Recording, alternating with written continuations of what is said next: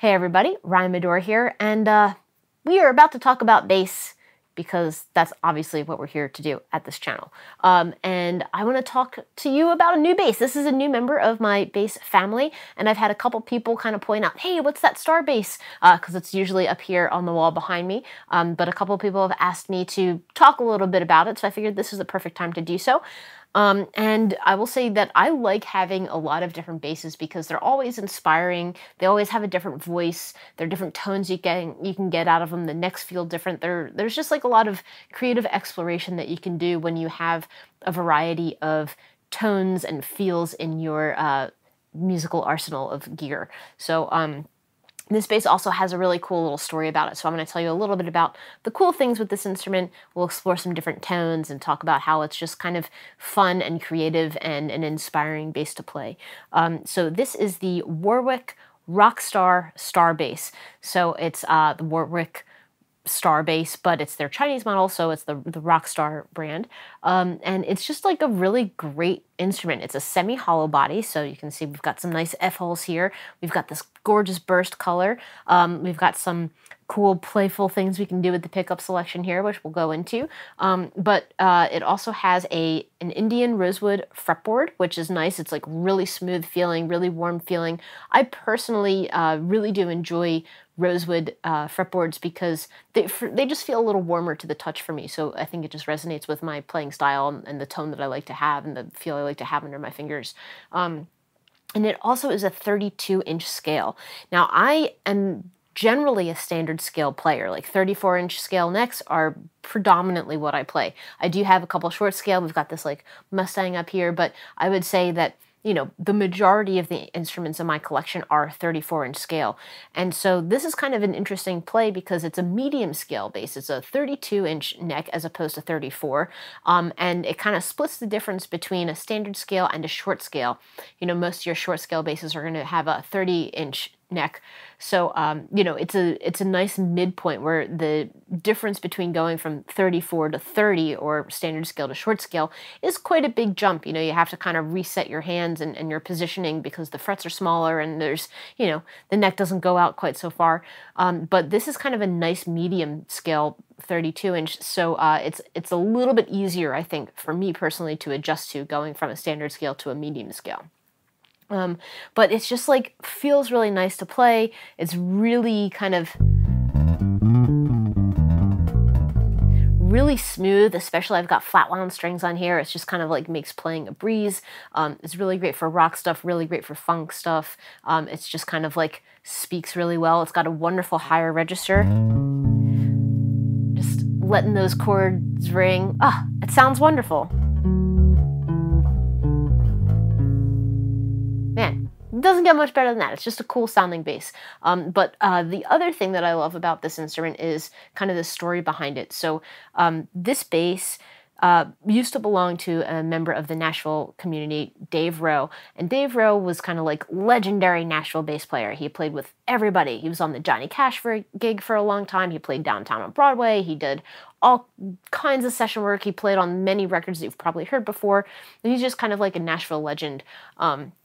And, you know, when I first moved here, I would go out and see him play at just different, like, bars and really cool, chill scenarios. And he was always just, like, a really cool dude, grateful player, really creative, phenomenal guy.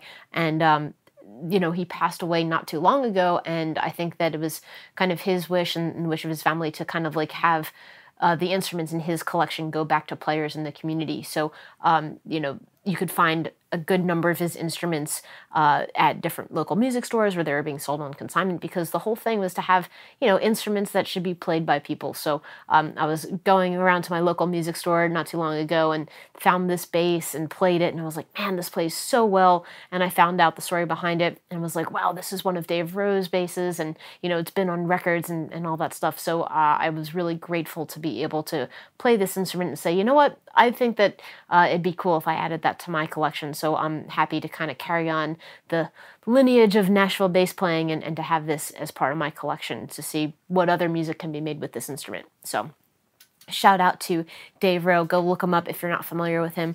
Yeah, it's just a cool bass. And so now let's kind of go into some of the tonal options that we have here, which is really cool. So we have, you can see, a bridge and a neck pickup, and then we have our fun knobs and things like that. Now, one thing that I think is really cool is that you have your toggle switch to go between either the bridge, the neck pickup, or both, and then you have the separate volume and tone knobs for the respective pickups. Now, I think that the cool thing about the design here is on this side of the F-hole, you have your volume knob and your tone knob for the neck pickup, and then on the lower side here you have your volume and tone knob for the bridge pickup. So I kind of just think that the anatomy of this bass makes a lot of sense, you know. So if I like to just kind of start things right in the middle, I'll just play a little things just so you can kind of hear both pickups, tone all the way up in the middle. Let's just play a little groove.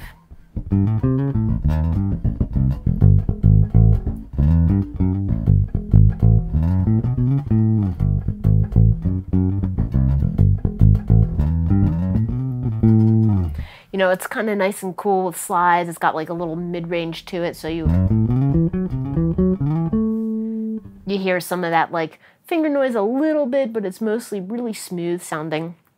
And if I want to go to my neck pickup and just play with that, you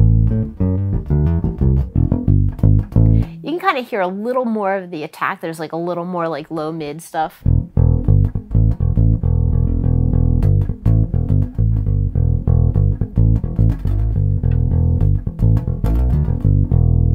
Some cool sounds there. Now if I turn my tone the other way entirely, still staying on my neck pickup, all of a sudden it's like a little woollier, a little more underwater. You know, we've rolled the tone off, so it's like a little bit more subtle.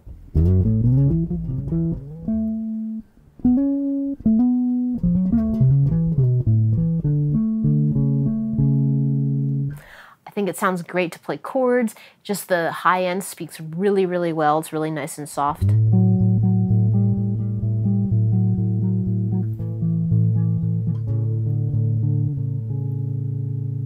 It's got like a gentleness to it that I really appreciate. So that's kind of the you know, extremes of those pickups. And this is also something I like to do when I'm checking out an instrument. I always like to go to the extremes. I like to play it straight in the middle and see what I'm working with, which is kind of like the ground zero. And then I like to kind of go to the extremes where I check tone all the way up and tone all the way back, just to see the potential on either side of those things in terms of what the bass is capable of from a tone perspective, and then find that happy medium if it's somewhere in the middle there. So let's go and explore our bridge pickup now. I'm gonna flip this guy back here. And so this is going to be with the tone all the way up here on the bridge pickup. Ooh, it's already kind of like got that like mid-range hunkiness, like, I love it. It's going to speak a little more if I want to do like a rock thing and like have it kind of jump out in the mix.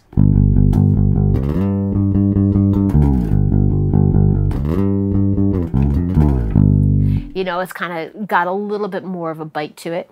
I can envision having some like overdrive and really pushing it. And then if I want to turn the tone all the way the other way,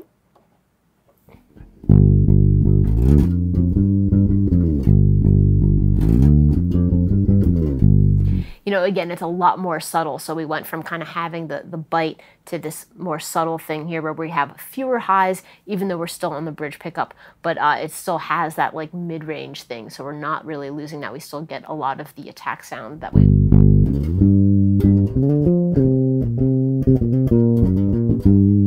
You know, you can get some cool tones out of it. And if you wanted to get like a little more, we'll say a little more fusion-y, I would probably roll the tone all the way back up if I wanted to get kind of the Jocko-esque kind of tone where I can, you know, play really short, tight, funky notes. You know, you can kind of hear that finger noise. You can hear that bridge pickup thing. It's very, very different from something like a P bass where you're playing something and you're not getting that really high mid thing. This is something that really lets you get that tone, and it's pretty cool to be able to play with that texture. You know, if you want to do like a cool octave thing, it's really bitey.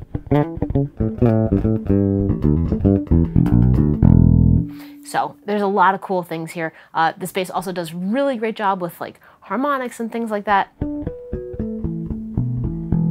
You know, they speak really well, and that's something that I think is common when you have something that has both a neck and a bridge pickup. When you can favor the bridge pickup, it's really going to make those notes kind of jump out a little bit more and really favor that high end. So that's just like a little bit about the stuff that this bass can do, and I think the big takeaway here is that, like, yeah, having different instruments is really cool because it lets you have different, you know, different voices or different accents to what you play. And then sometimes you also get a bass that also has like a nice little sentimental value to you, and I think that that's really important because every instrument has a story and has a life of its own and its own character. So next time you go and want to check out a bass, go and listen to all the tones it makes. Go to the extremes, go in the middle, and then go all the way to one pickup with one tone knob and do the opposite, just to kind of see the variance that that instrument can give you. And then, you know, you have an idea of the potential that that instrument has, and then you go and you find your own voice on it. So I hope you dug this lesson. I hope you find that this bass is cool. I certainly do.